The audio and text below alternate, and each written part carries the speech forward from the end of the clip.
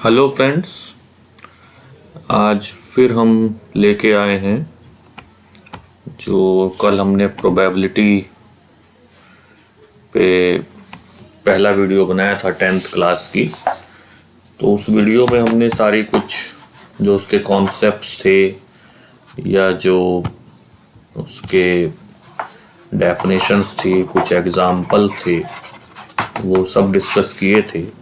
अब इस चैप्टर में केवल एक ही एक्सरसाइज है, दैट इज 15.1। इस एक्सरसाइज के कुछ क्वेश्चंस हम डिस्कस कर लेते हैं। जैसे कि जो पहला fill in the blank type का क्वेश्चन है, तो probability of an event E plus probability of an event not E. Not E को हमने डिनोट किया था ई बार से। तो अगर एक प्रोबेबिलिटी के एक इवेंट के होने और ना होने की प्रोबेबिलिटी को ऐड करें तो that will be equal to 1, क्योंकि ये हम जानते हैं कि जो प्रोबेबिलिटी है वो 1 से कम होगी और उसके ना होने की प्रोबेबिलिटी उस 1 में से सब्ट्रैक्ट होकर आती है। ऐसे ही अगर हम इसका अगला क्वेश्चन डिस्कस करें, the probability of an event that cannot happen is impossible event and the probability of such event is 0। ये तो हुई इम्पॉसिबल इवेंट, यहीं पे मैं डिस्कस कर लूँ, जो नहीं हो सकती। जैसे कि भारत की महिला राष्ट्रपति उपराष्ट्रपति, तो अभी तक भारत की कोई महिला उपराष्ट्रपति नहीं हुई, तो दैट इज 0 प्रोबेबिलिटी। भारत का कोई भी व्यक्ति चंद्रमा पर नहीं पहुंचा, 0 प्रोबेबिलिटी। एंड एक है श्योर इवेंट, जो होनी ही होनी है, उसको हम कहेंगे कि वो हर केस में होनी है और उसकी प्रोबेबिलिटी होती है 1। जैसे कि अगर हम कहें कि एक थैले में 4 लाल बॉल हैं, अब उसमें से एक बॉल निकाली जाती है, तो उसके लाल होने की प्रोबेबिलिटी निकालो। तो 4 लाल हैं, चारों ही लाल हैं, तो लाल ही आएगी। इम्पॉसिबल इवेंट आप डिस्कस कर सकते हैं, अगर 4 लाल बॉल एक थैले में डाली गई हैं और उसमें से काली बॉल निकलने की प्रोबेबिलिटी, जब उसमें काली बॉल है ही नहीं तो वो इम्पॉसिबल इवेंट हो गई। इसी तरह से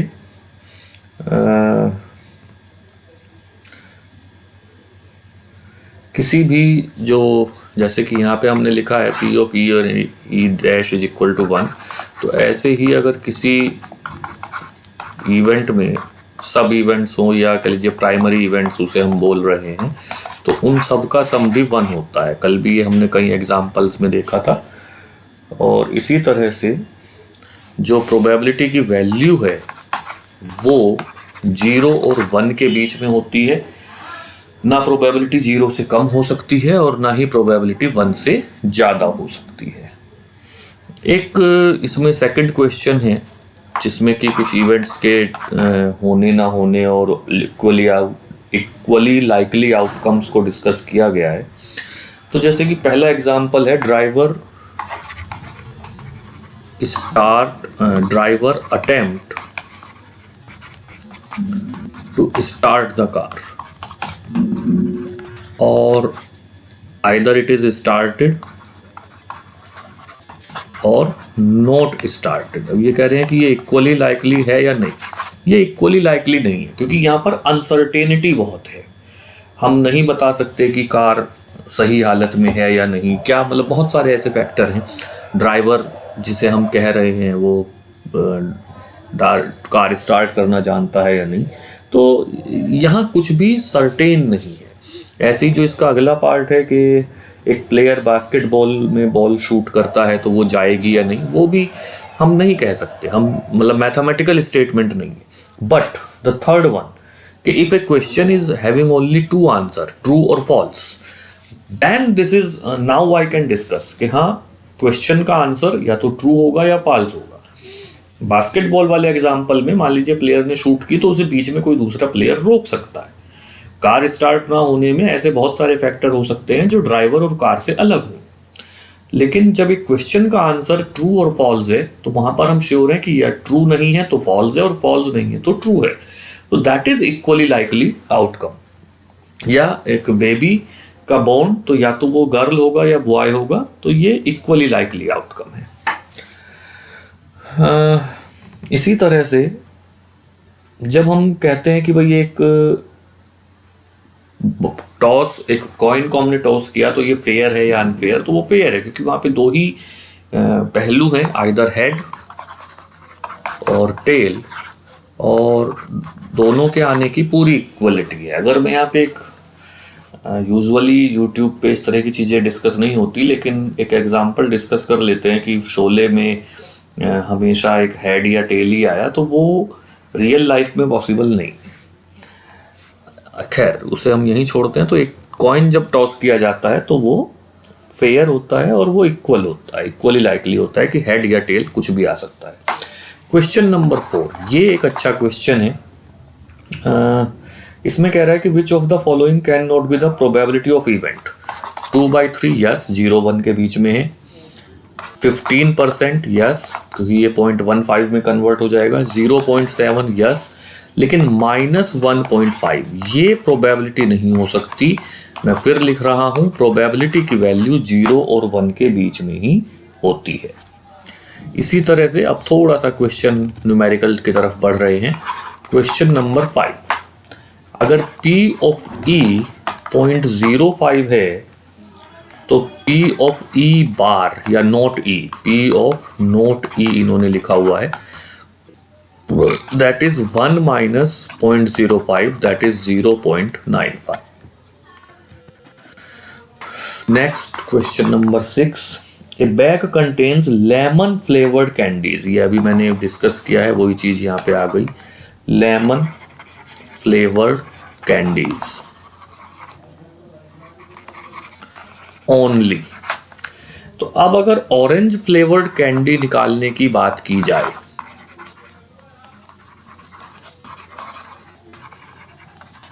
तो ऑब्वियसली प्रोबेबिलिटी 0 है।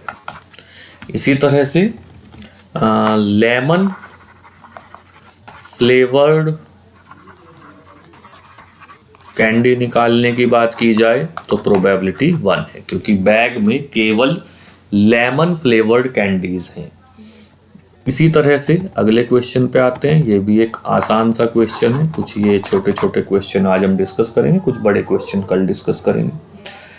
A given that student of group of 3 students and not having same birthday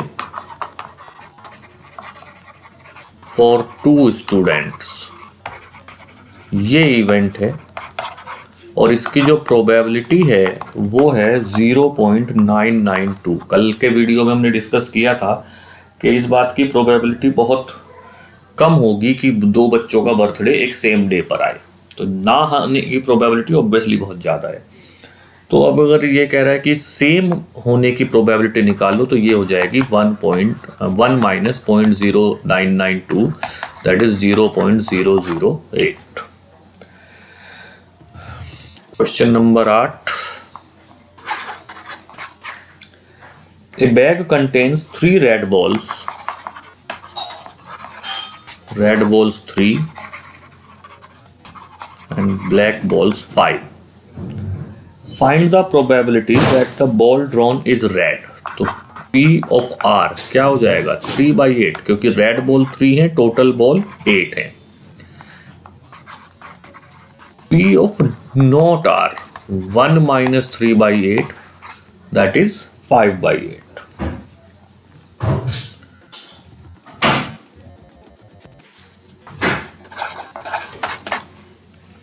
A box contains 5 red marbles. Red 5 हैं, वाइट 8 हैं और ग्रीन 4 हैं। 1 marble is taken randomly. What is the probability that red? तो total कितने हुए 17। P of R 5/17, P of white 8/17, P of green 4/17 and P of not green is equal to 1 minus 4/17, that is 13/17। तो इस example से आप समझ सकते हैं कि कैसे हम प्रोबेबिलिटी निकाल रहे हैं। तो ये कुछ छोटे छोटे एग्जाम्पल्स आज हमने डिस्कस किए। कुछ बड़े एग्जाम्पल्स हम कल के वीडियो में लेके आएंगे। तब तक के लिए थैंक यू वेरी मच।